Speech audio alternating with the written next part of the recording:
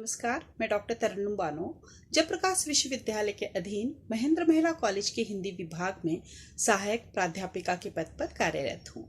मैंने अपने पिछले वीडियो में द्वितीय वर्ष हिंदी प्रतिष्ठा के अधीन पाठ्यक्रम हिंदी गतिविधियों के विकास के अंतर्गत कहानी के विकास पर विशेषकर कहानी के स्वरूप, कहानी की परिभाषाएं एवं तत्वों पर विचार किया था। आज अपने इस वीडियो में मैं विभिन्न कालों में हिंदी कहानी के विकास पर विचार करने जा रही हूँ। कहानी का विकास। हिंदी में कथा साहित्य का विकास लगभग 150 वर्ष पुराना है। हिंदी कहानी साहित्य के विकास में सरस्वती के प्रकाशन का महत्वपूर्ण योगदान है। इसका प्रकाशन सन 1900 ईस्वी में शुरू हुआ। आरंभ में बांग्ला, संस्कृत एवं अंग्रेजी कहानी का हिंदी कहानी पर प्रभाव पड़ा। इस समय एक ओर से बंगाली कथाओं के और दूसरी ओर से कालिदास, शेक्सपियर जैसे लेखकों के संस्कृत एवं अंग्रेजी नाटकों के अनुवाद कहानियों के रूप में प्रकाशित होने लगे थे। इसी परिस्थिति ने आधुनिक हिंदी कहानी को जन्म दिया। हिंदी की पहली कहानी को लेकर विद्वानों में अनेक मतभेद है। कुछ विद्वान इंशाअल्लाह की रानी केतकी की कहानी को हिंदी की पहली कहानी मानते, तो कुछ बंग महिला की दुलाई वाली को। अधिकांश विद्वानों ने आगे चलकर माधवराव सप्रे की एक टोकरी भर मिट्टी को हिंदी की पहली कहानी माना है। हिंदी कहानी के उद्भव से लेकर उत्तर आधुनिकता युगीन कहानियों के विकास को निम्नलिखित शीर्षकों में वर्गीकृत किया जा सकता है। प्रेमचंद पूर्व हिंदी कहानी, जिसका समय सन 1900 से 1915 ईस्वी माना जाता है। प्रेमचंद युगीन हिंदी कहानी, जिसका समय सन 1915 से 1935 ईस्वी के बीच माना जाता है। प्रेमचंदोत्तर युगीन कहानी, जिसका समय सन 1935 से 1950 ईस्वी तक माना जाता है। उत्तर आधुनिकता और नई कहानी, जिसका समय सन 1950 से अब तक माना जाता है। प्रेमचंद पूर्व हिंदी कहानी। द्विवेदी युगीन महत्वपूर्ण पत्रिका सरस्वती के सन 1900 में प्रकाशन के साथ ही हिंदी कहानी का जन्म हुआ। सरस्वती के प्रकाशन ने हिंदी कहानी को एक नई दिशा प्रदान की। इस युग में हिंदी कहानी अपना स्वरूप ग्रहण कर रही थी। हिंदी के आरंभिक कहानियां अंग्रेजी, बांग्ला कहानियों के अनुवाद से, कुछ लोक कथाओं से प्रेरणा लेकर, तो कुछ जीवन की वास्तविक घटनाओं को दृष्टि में रखकर प्रस्तुत की गई। सरस्वती पत्रिका के प्रथम वर्ष में ही किशोरीलाल गोस्वामी की इंदुमती नामक कहानी उसमें छपी। आचार्य रामचंद्र शुक्ल ने इंदुमती को हिंदी की पहली कहानी माना है, किंतु शिवदान सिंह चौहान के अनुसार यह शेक्सपियर के टेम्पेस्ट का अनुवाद है, अतः यह मौलिक रचना नहीं है। किशोरीलाल गोस्वामी के अतिरिक्त इस युग के अन्य कहानीकारों में बंग महिला, रामचंद्र शुक्ल, जयशंकर प्रसाद, वृंदावन लाल वर्मा आदि का नाम विशेष उल्लेखनीय है। इस युग की प्रमुख कहानियों के नाम इस प्रकार है। माधवराव सप्रे की 1901 में प्रकाशित एक टोकरी भर मिट्टी, जिसका प्रकाशन छत्तीसगढ़ मित्र से हुआ। भगवान दास की 1902 में प्रकाशित प्लेग की चुड़ैल, जिसका प्रकाशन सरस्वती से हुआ। रामचंद्र शुक्ल की 1903 में प्रकाशित 11 वर्ष का समय, जिसका प्रकाशन सरस्वती पत्रिका से हुआ। बंग महिला की 1907 में दुलाई वाली कहानी। वृंदावन लाल वर्मा की 1909 में राखी बंद भाई। जयशंकर प्रसाद की 1911 में प्रकाशित ग्राम आदि कहानी को लिया जा सकता है। 1909 में काशी से हिंदू पत्रिका का प्रकाशन हुआ, जिसमें जयशंकर प्रसाद की भावात्मक कहानियां प्रकाशित होने लगी। बाद में इन कहानियों का संग्रह छाया नाम से सन 1912 ईस्वी में प्रकाशित हुई। राधिका रमन प्रसाद की कहानी कानों में कंगना भी इंदु में सन 1913 ईस्वी में प्रकाशित हुई। सन 1915 में चंद्रधर शर्मा गुलेरी जी का उसने कहा था कहानी सरस्वती में प्रकाशित हुई। चंद्रधर शर्मा गुलेरी इस काल के सर्वश्रेष्ठ कहानीकार कहे जा सकते हैं। उन्होंने केवल 3 कहानियां लिखी। उसने कहा था सुखमय जीवन, बुद्धू का कांटा। आधुनिक हिंदी कहानी का आरंभ उसने कहा था से माना जाता है। हिंदी कथा यात्रा के इस चरण में कहानी अभी बाल्यावस्था में ही थी। प्रेमचंद के आगमन से पूर्व हिंदी कहानी का कोई सशक्त रूप नहीं उभर पाया था, किंतु अपवाद रूप गुलेरी जी और प्रसाद जी की कहानियों को लिया जा सकता है। प्रेमचंद पूर्व हिंदी कहानी के विकास के पश्चात अब हम प्रेमचंद युगीन हिंदी कहानी के विकास का अध्ययन करेंगे। प्रेमचंद हिंदी के प्रसिद्ध कहानीकार माने जाते हैं। हिंदी से पूर्व वे उर्दू में नवाब राय के नाम से लिखते थे। बाद में प्रेमचंद नाम से हिंदी में लिखने लगे। प्रेमचंद जी साधारण जनता के लेखक थे। उन्होंने आम जनता की पीड़ा को अपनी कहानी का विषय बनाया, विशेषकर किसान मजदूरों की समस्याओं को अपनी कहानी का विषय बनाया। इसके अतिरिक्त देश प्रेम, समाज सुधार, नारी उत्थान, शोषण का विरोध आदि उनकी कहानियों के विषय है। प्रेमचंद जी ने लगभग 300 कहानियां लिखी, जिसे मानसरोवर के 8 खंडों में प्रकाशित किया गया।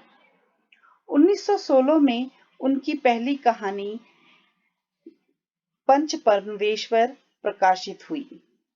उनके अन्य प्रमुख कहानियों में सज्जनता का दंड, ईदगाह, नमक का दारोगा, ठाकुर का कुआं, बूढ़ी काकी, बड़े घर की बेटी, पूस की रात, शतरंज के खिलाड़ी, कफन आदि का नाम लिया जा सकता है। कफन उनकी आखिरी कहानी है, जिसे उन्होंने 1936 में लिखी। प्रेमचंद जी की कहानियां अपने परिवेश से, अपने आसपास के जीवन से जुड़ी हुई है। अधिकांश कहानियों के विषय ग्राम जीवन से लिया गया है। उनकी कहानियों में विविध समस्याओं को उठाया गया है। प्रेमचंद जी की आरंभिक कहानियां आदर्शवादी थी, जैसे पंच परमेश्वर, ईदगाह, नमक का दारोगा आदि। परवर्ती कहानियां जीवन के यथार्थ से जुड़ गई, जैसे कफन, पूस की रात आदि। प्रेमचंद की कहानियां भाषा की दृष्टि से बेजोड़ है।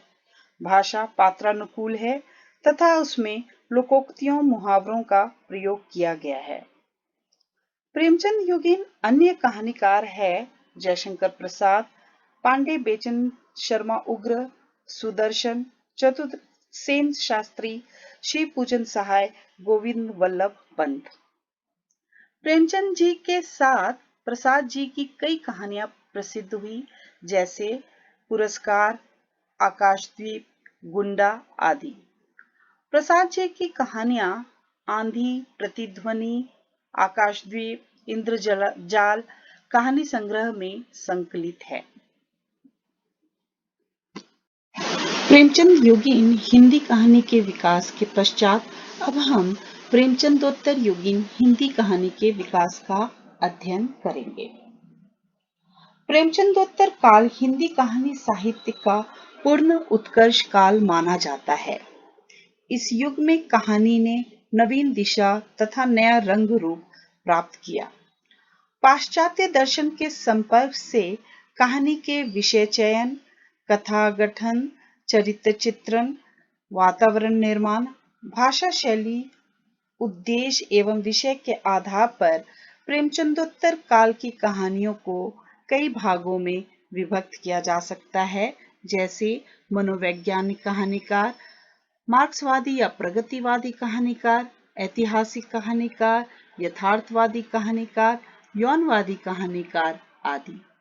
मनोवैज्ञानिक कहानीकार प्रेमचंद एवं प्रसाद के बाद हिंदी कहानी को नया आयाम देने वालों में जैनेन्द्र, इलाचंद्र जोशी, अज्ञेय प्रमुख रहे। इन्होंने मनोवैज्ञानिक कहानियां लिखी। ये कहानीकार फ्रायड से प्रभावित थे। इन्होंने अपनी कहानियों में व्यक्ति एवं उसकी मन स्थितियों का चित्रण किया।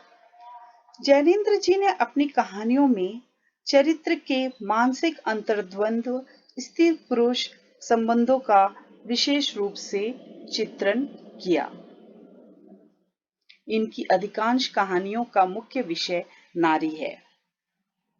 जैनेन्द्र जी की कहानियों में खेल, पाजेब, अपना अपना भाग्य, जानवी, रत्नप्रभा आदि का नाम लिया जा सकता है।